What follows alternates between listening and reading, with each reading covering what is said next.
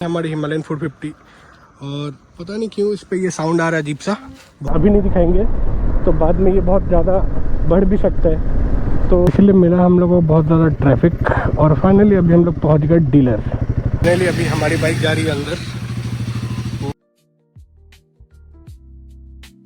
तो hi guys, आज हम लोग जा रहे थे डीलर क्योंकि पता नहीं क्या हो गया हमारे बाइक को। यहाँ पे थोड़ा सा साउंड कर रही है,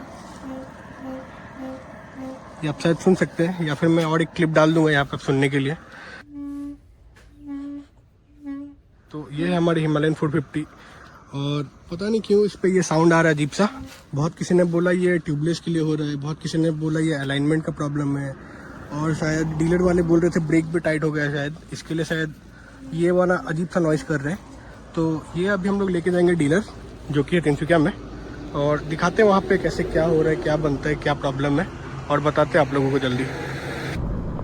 तो चलिए फाइनली अब हम लोग निकलते हैं यहाँ से, करते अपने बाइक को स्टार्ट और चलते सीधा डीलर, क्योंकि ये दिखाना बहुत ज़्यादा ज़रूरी है। मुझे 2 दिनों से टाइम नहीं मिल रहा था कि जाना है मुझे डीलर और ये करवाना है, इसके लिए बिल्कुल ही टाइम नहीं मिल रहा था। तो अभी हम लोग जाएंगे डीलर और दिखाते हैं कैसे क्या प्रॉब्लम है क्या नहीं, ये अलाइनमेंट का प्रॉब्लम है या हमने ट्यूबलेस करवा लिया वो प्रॉब्लम है, या ब्रेक ज़्यादा टाइट है। क्योंकि अभी हम लोग 1-2 दिन में जाने वाले एक ट्रिप पे, शॉर्ट ट्रिप भी होगी शायद, लेकिन उससे पहले दिखाना तो ज़रूरी है, क्योंकि अगर अभी नहीं दिखाएंगे तो बाद में ये बहुत ज़्यादा बढ़ भी सकता है। तो देखते हैं कैसे क्या होता है। अभी चलते हैं हम लोग फटाफट डीलर और करते हैं बाइक का क्या है क्या नहीं सब देखते हैं। क्योंकि बाइक में हल्की सी भी नॉइस आ जाए ना तो सीधा दिल को लगने लगता है ये क्या हो रहा है, कैसे हो रहा है, क्यों हो रहा है। तो और होप करते हैं कि छोटी सी प्रॉब्लम निकले, कोई बड़ी प्रॉब्लम ना हो। और चलिए डीलर चलते हैं, उसके बाद दिखाते हैं आपको कि वो लोग क्या बोलते हैं क्या नहीं, कैसे क्या करते हैं। तो चलिए डीलर में ही दिखाते सीधा आपको। तो बहुत ही मेहनत के बाद अभी हम लोग पहुंचने वाले हैं डीलर, क्योंकि आज बहुत ही ज़्यादा ट्रैफिक है और उसका एक ही रीज़न है, आज है सरस्वती पूजा। और पूजा का तो आप लोगों को पता ही है, यहाँ इस टाइम सब रेडी होते हैं, सब घूमने जाते हैं, इसलिए मिला हम लोगों को बहुत ज़्यादा ट्रैफिक। और फाइनली अभी हम लोग पहुँच गए डीलर। डीलर पहुंचने के बाद अभी हम लोग इसको डायरेक्ट नहीं घुसेंगे, पहले जाएंगे अंदर बात करेंगे, उसके बाद हम लोग इसको अंदर लेके जाएंगे, फिर दिखाएंगे अपनी बाइक को कि इसमें आखिर हुआ है क्या। तो चलिए पहले बात करते हैं अंदर कि क्या हुआ है क्या नहीं, देखते हैं फिर।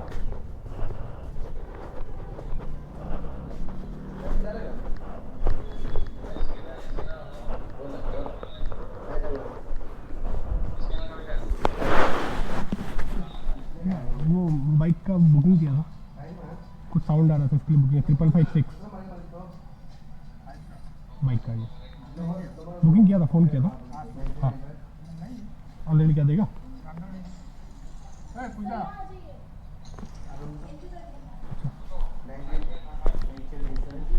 हाँ 823 5556 होगा,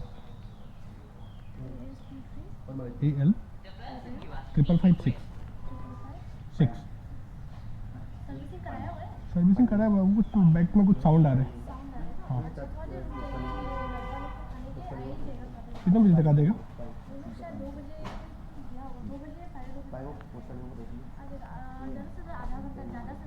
ठीक है, तो बाइक अंदर लेके आ जाए, वहीं अंदर बाहर है। हाँ ठीक है।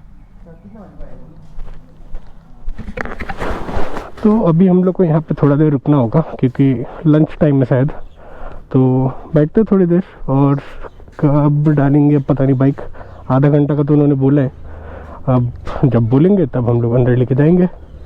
तो तब तक के लिए बने रहिए हमारे साथ, रुक जाइए बस थोड़ी देर, अंदर लेके जाते हैं, हम बताते हैं कैसे क्या है क्या नहीं और दिखाते हैं बाइक को।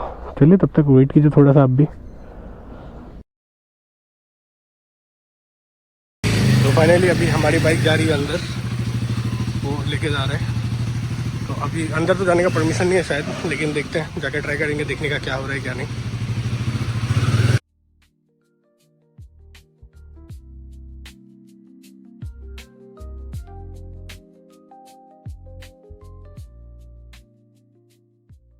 तो फाइनली हमारी बाइक आ चुकी है ठीक हो के मतलब ठीक ही थी बाइक, थोड़ा सा अलाइनमेंट का इशू था। अब जबकि आप देख रहे हैं कि अब वो साउंड नहीं आ रहा है, देख लीजिए थोड़ा सा भी साउंड नहीं आ रहा है अभी। तो ऐसा होते रहता है स्पोक, मतलब ये स्पोक व्हील जो होते हैं ना, या फिर ट्यूबलेस जिसे बोलते हैं, उस पर होते रहता है ये प्रॉब्लम।